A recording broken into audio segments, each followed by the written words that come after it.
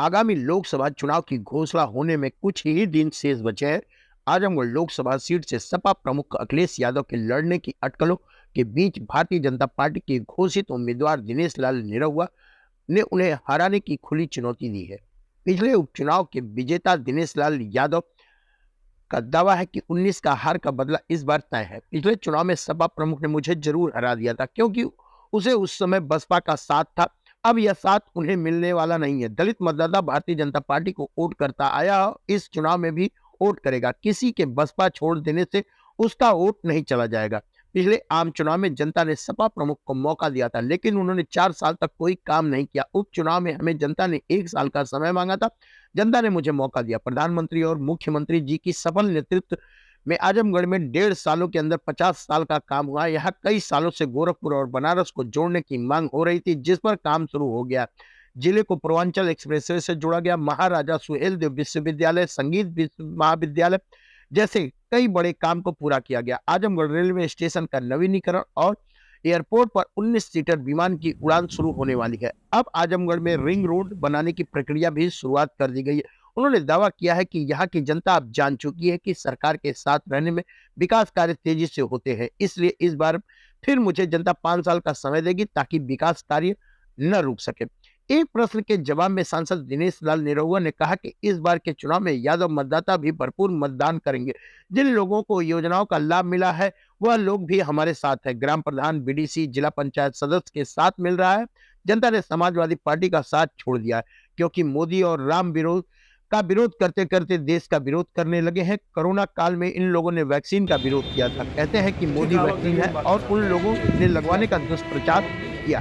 अगर उनकी पार्टी में रहना है तो राम और देश की उपलब्धियों का विरोध करो, लेकिन अब यह नहीं चलने वाला है। लोग अब इस पार्टी को छोड़ने में ही भलाई समझ रहे हैं। बनाया है और फिर से आप मैदान में आए हैं, आखिर क्या रहेगा, किस मुद्दे पर आप चुनाव लड़ेंगे? मुझे लगता है कि आजमगढ़ ने मुझे 1 साल दिया था और 1 साल में आजमगढ़ के बीच रह के, जनता के बीच रह के जो हम लोगों ने काम किया है और ये दिखाया है कि इसके पहले जिनको मौका मिला ना वो वहाँ दिखाई देते थे और ना काम करते थे। पर हमने 1 साल यही कह के मांगा था कि उपचुनाव है और 1-1.5 साल का समय है, आप हमको दीजिए। अगर हम काम नहीं करेंगे तो फिर आप लोग आगे मौका मत दीजिएगा। तो जनता ने जो मौका दिया उस पर हम खरे उतरे और आजमगढ़ में इन 1-1.5 सालों में इतना काम हुआ है जितना 50 साल में काम नहीं हुआ। आजमगढ़ जो है पूर्वांचल एक्सप्रेसवे से जुड़ गया। आजमगढ़ में जो है विश्वविद्यालय बन गया। आजमगढ़ में संगीत महाविद्यालय बन गया। आजमगढ़ में अटल आवासीय महाविद्यालय बन गया पहला। आजमगढ़ में नई रेलवे लाइन जो 70 साल से मांग चल रही थी, गोरखपुर, आजमगढ़ और बनारस को जोड़ा जाए, वो हो गया, वो शुरू हो गया काम। आजमगढ़ को हम रिंग रोड भी लेके आ गए, रिंग रोड ले लिए, वो भी बनना शुरू होने जा रहा है। प्रधानमंत्री जी आ रहे हैं आजमगढ़ में एयरपोर्ट का उद्घाटन करने। आजमगढ़ में नया रेलवे स्टेशन बन रहा है। तो ये सारा काम हम लोग 1 साल भारतीय जनता पार्टी के नेतृत्व में कर पाए क्योंकि प्रधानमंत्री जी और मुख्यमंत्री जी दोनों लोगों का आशीर्वाद हम लोगों को प्राप्त हुआ।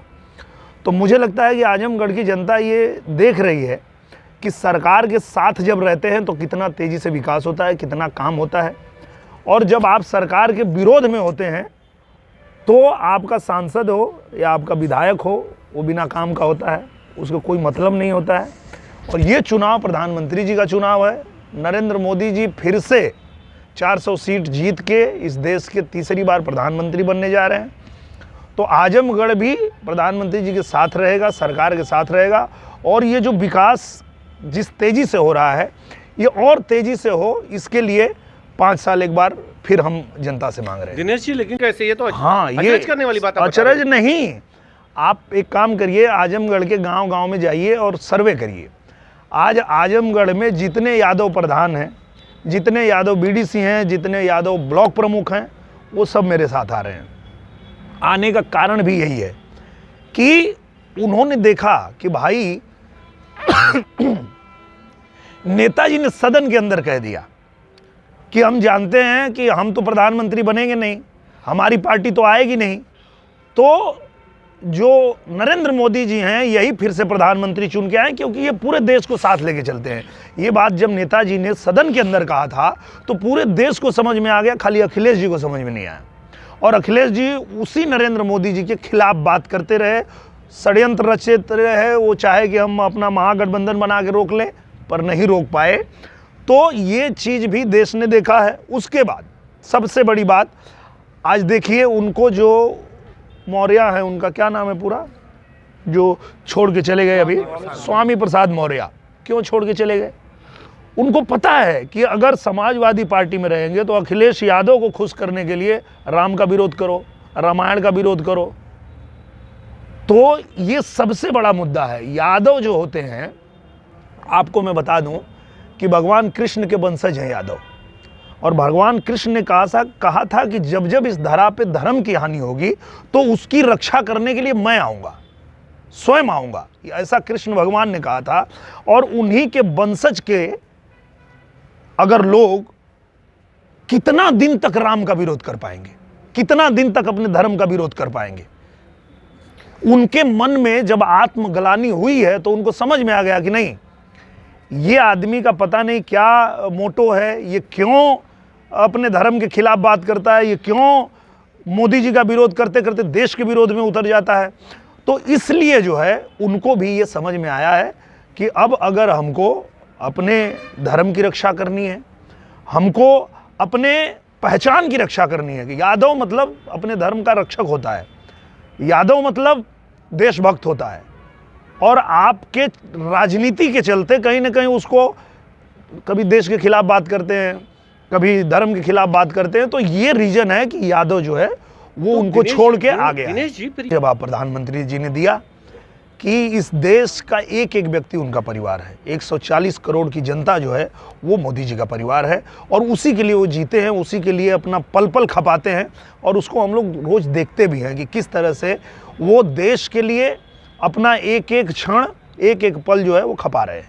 तो क्या आपको नहीं यह लगता दिनेश लाल सांसद जी यादव की निरहुआ जिन्होंने साफ 2019 तरीके में से कहा कि इसी आजमगढ़ विपक्ष ने कहा था लोकसभा कि की सीट को पुनः जीतकर भारतीय नरेंद्र मोदी जनता चोर पार्टी को है, मजबूत करेंगे। मतलब चौकीदार और चोर है, उन्होंने उसको साफ बीजेपी ने लपका था। अब इंडिया गठबंधन में लालू प्रसाद यादव ने नया सवाल खड़ा किया है, तो इसको लेकर क्या नहीं लगता कि अब ये राजनीति? उनके सवाल का जवाब है ना, अगर आप कोई सवाल कर रहे हैं और गलत सवाल कर रहे हैं तो उसका सही जवाब मिला है कि जब नरेंद्र मोदी जी पूरे देश को अपना परिवार मानते हैं, पूरे देश के लोगों को अपना परिवारजन, आप उनके भाषण में, उद्बोधन में सुनेंगे, जब भी वो बोलते हैं तो वो कहते हैं कि मेरे परिवारजनों, तो वो तो पूरे देश को ही अपना परिवार मानते हैं। तो इस पे इस तरह की बात का कोई मतलब नहीं। अखिलेश जी आ रहे हैं अब यहाँ लड़ने के लिए, तो क्या आपको नहीं लगता कि इस बार यमुनाई समीकरण हावी रहेगा? यही अखिलेश जी जब आपने चुनाव लड़ा था तो उन्होंने एक कहा था कि ये जो है दिनेश यादव जी केवल गुड्डू जमाली के नाते जीत गए। तो क्या लगता नहीं है आपको इस बार गुड्डू जमाली आ गए हैं साथ में, तो कहीं ना कहीं सपा को मजबूती मिलेगी? मुझे लगता है कि 19 में अखिलेश यादव सिर्फ बसपा के गठबंधन की वजह से जीते थे, और इस बार बसपा उनके साथ नहीं है। इसी आजमगढ़ से अखिलेश यादव हार के जाएंगे, आप लोग नोट कर लीजिए। उपचुनाव को लेकर क्या लगता है आपको? उपचुनाव जो आप जीते थे उसमें अखिलेश यादव ने जो बयान दिया था उस पर आप क्या बयान दिया था? वही कहा था कि गुड्डू जमाली ने लड़ा तो इसीलिए धर्मेंद्र जी तो वही तो मैं कह रहा हूँ कि क्यों वो जीते थे, अखिलेश यादव क्यों जीते थे, वो मैं बता रहा हूँ। 19 में बसपा से गठबंधन था, इसलिए अखिलेश यादव यहाँ जीते थे। अब बसपा अलग लड़ रही है, इसी आजमगढ़ से अखिलेश यादव हार के जाएंगे। तो क्या लगता है इस बार आप जीत से पूरी तरह स्वस्थ? एकदम निश्चिंत है। 2 लाइन केवल गाना का सुना दीजिए। अभी देखिए सबसे बड़ी जो देश के लिए बात चल रही है, उस पे हम लोग जो है आजकल 2 ही लाइन कहते हैं, चोर लुटेरे नहीं बचेंगे, बच गई सबकी घंटी है। चोर लुटेरे नहीं बचेंगे, बच गई सबकी घंटी है। देश बढ़ा है और बढ़ेगा, मोदी की गारंटी है, और हर गारंटी पूरा होने की भी गारंटी है। समाजवादी पार्टी के वजूद अब कहाँ से दिख रहे हैं? तो है कहाँ, अब तो खत्म ही होने वाला है अरे वो ना। करें, मजबूती से लड़ेंगे, हम अब की बार परास्त कर रहे हैं। अब की बात समाप्तवादी पार्टी हो जाएंगे, जैसे वो सपा जो है ना, उसका फुल फॉर्म हो जाएगा समाप्तवादी पार्टी, खत्म, कोई बचेगा ही नहीं। क्योंकि सबने देख लिया ना कि भाई तुम्हारी नीति क्या है, तुम्हारी नीयत क्या है, आप चाहते क्या हो, कोई नहीं रहेगा उनके साथ। और मुझे तो लगता है कि जिस दिन उनको समझ में आएगा वो खुद भी अपनी पार्टी बंद करेंगे और खुद भी भाजपा के साथ आ जाएंगे। 24 में आजमगढ़ लोकसभा सीट की हुई जीत को लेकर आप कितना आश्वस्त हैं? मैं आखिरी सवाल आपसे। मैं पूरी तरह से एकदम निश्चिंत हूँ। उसका कारण ये है कि अखिलेश यादव जी आ रहे हैं लड़ने। अखिलेश यादव को पहले भी मौका मिला था। अखिलेश यादव 4 साल में इस सीट को छोड़ के भाग गए और उसके बाद 1 साल में हम लोगों ने 50 साल का काम यहाँ करके दिखाया है, जनता के बीच रह के दिखाया है। और अगर वो फिर आते हैं तो क्या गारंटी है कि फिर नहीं भाग जाएंगे 27 में? क्या गारंटी है? ये भी तो जनता जानती है ना। तो यादव जो मूल यादव मतदाता है वो आपके साथ है, ये कहा जा सकता है, जैसा आपका कहना है। निश्चित रूप से, क्योंकि वो यादव मतदाता भी और वो सभी लाभार्थी जो अलग अलग योजनाओं का लाभ ले रहे हैं, प्रधानमंत्री जी की योजना का लाभ ले रहे हैं, मुख्यमंत्री जी की योजना का लाभ ले रहे हैं, उनको भी ये बात समझ में आई है कि हम लोगों को जो है ऐसे लाभ मिलता रहे। अच्छा, कल एक सवाल लालू जी ने एक बड़ा सवाल खड़ा कर दिया कि प्रधानमंत्री जी का कोई परिवार नहीं है, इसलिए उनको कोई चिंता नहीं, किसी की चिंता नहीं, कोई बात, इस तरीके का सवाल लालू जी का आपके साथ होना है। मुझे लगता है कि अगर बसपा से गठबंधन नहीं होता तो 19 में ही अखिलेश यादव चुनाव यहाँ हार गए होते। तो अब उनके साथ बसपा नहीं है, तो आप देखिए वो जब आएंगे तो आजमगढ़ से हार के जाएंगे। नहीं, लेकिन राष्ट्रीय नेता है समाजवादी पार्टी की, बड़ी उम्मीद समाजवादी पार्टी को है। होनी ही चाहिए और उम्मीद है उनके ऊपर, तभी तो वो आ रहे हैं। और बाकी कोई क्यों नहीं आ रहा है? वही आ रहे हैं इसीलिए कि वो लड़ेंगे और अच्छी लड़ाई होगी, इसमें कोई दो राय नहीं। मैं ये नहीं कह रहा हूँ कि बहुत भारी अंतर होगा, लेकिन हाँ, बसपा का जितना वोट पा के वो जीते थे, बसपा वो अपना वोट ले लेगी और फिर वो हार जाएंगे। नहीं, तो इस बार तो गुड्डू जमाली भी उनके साथ आ गए हैं। गुड्डू जमाली जी के जाने से कुछ नहीं होगा, क्योंकि गुड्डू जमाली जो हैं वो इंडिविजुअल गए हैं, उनकी पार्टी थोड़े चली गई है। अगर बसपा से गठबंधन होता तो मैं आपकी बात से सहमत होता कि हाँ भाई, बसपा उनके साथ मिल गई है तो उसका जो वोट है वो उधर जाएगा। बसपा का वोट एक भी उनको नहीं मिलेगा, उल्टा बसपा का वोट हम लोगों को मिल रहा है, यादवों का वोट हम लोग को मिल रहा है। उसका कारण ये है कि जो काम किया प्रधानमंत्री जी ने, जो काम किया मुख्यमंत्री जी ने, उससे प्रभावित होकर आज सभी लोग ये बात कह रहे हैं कि समाजवादी पार्टी को छोड़ने में ही भलाई है। उसका कारण क्या है वो भी मैं बता देता हूं आपको। समाजवादी पार्टी में रहने का मतलब है आप राम का विरोध करो। समाजवादी पार्टी में रहने का मतलब कि आप इस देश की उपलब्धियों का विरोध करो। कोरोना काल में मेक इन इंडिया के तहत इस देश ने सबसे बड़ी जो उपलब्धि कमाई वो ये थी कि हमारे देश ने अपना वैक्सीन बनाया। यही अखिलेश यादव हैं जिन्होंने कहा कि ये मोदी वैक्सीन है, इसको मत लगवाना।